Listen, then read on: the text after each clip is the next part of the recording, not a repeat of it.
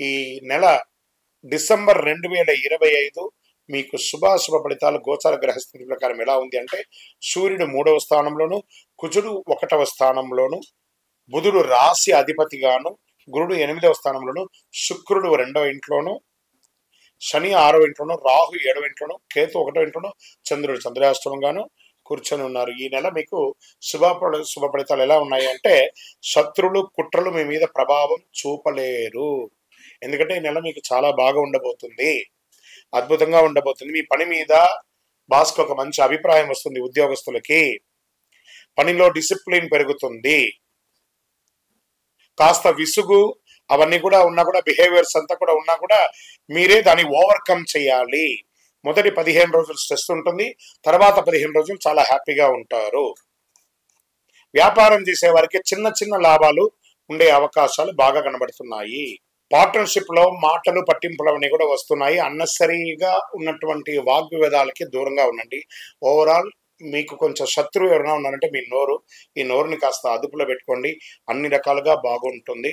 Transports, supplies వీళ్ళకందరికీ కూడా ఈ నెల చాలా బాగా ఉంటుంది. చిన్న చిన్న ఆదాయం పెరుగుతుంది, గ్రాస్ సపోర్ట్ పెరుగుతుంది. ఖర్చులు ఇన్కమ్ కంటే ఎక్కువ ఉండే అవకాశాలు ఉన్నాయి. ఆర్థికంగా కాస్త ఫ్యామిలీ ఖర్చులు లేకపోతే లోన్ ఖర్చులు ఇవన్నీ కూడా పెరిగే అవకాశం ఉన్నాయి. వెహికల్, హౌస్ రిపేర్స్ ఖర్చులు కూడా పెరిగే అవకాశం ఉన్నాయి. జాగ్రత్త పడండి. రియల్ ఎస్టేట్ వారికి కొంచెం మిశ్రమంగా ఉందని చెప్పచ్చు. ఇక ఇంటిని వాస్తుపరంగా చేసుకోవడం, హౌస్ రిపేర్ చేసుకోవడం లేదా ప్లంబింగ్ చేసుకోవడం ఇవన్నీ కూడా కొంచెం ఉన్నాయి. జాగ్రత్త. అమ్మకాలు, క్రయ విక్రయాలు లేదు ఈ నెల, కొంచెం జాగ్రత్తగా ఉందని కూడా చెప్పచ్చు. ఇంకా స్వయం ఉపాధి వారికి కస్టమర్స్ స్లోగా ఉన్నా నష్టం అయితే లేదు. మంత్ ఎండ్ కొంచెం చాలా బాగుంటుంది, ఎక్కువ ఆశించవద్దు, మిశ్రమంగా ఉంటుంది. విద్యార్థులు బాగా కాన్సన్ట్రేషన్తో చెప్తారు. కాంపిటేటివ్ ఎగ్జామ్స్కి చాలా బాగుంటారు. చదువులో మొదటి పక్షం కాస్త ఆసక్తిగా ఉంటుంది, గుర్తించుకోవడం మంచిది. స్లోగా ఉండండి, మెంటల్ ప్రెషర్ తెచ్చుకోకండి. విదేశీయ విద్య కోసం వెళ్ళే వాళ్ళకి మంచి అవకాశం. ట్రావెల్ పోస్ట్పోన్ అయ్యే అవకాశాలు కూడా కనబడుతున్నాయి. ప్రేమికుల మధ్య ట్రస్ట్ పెరుగుతుంది. స్మాల్ గిఫ్ట్స్, అవుట్ గోయింగ్స్ అవన్నీ ఇస్తూ ఉంటారు. పార్ట్నర్షిప్ తగాదాలు కొంచెం తగ్గించుకోండి.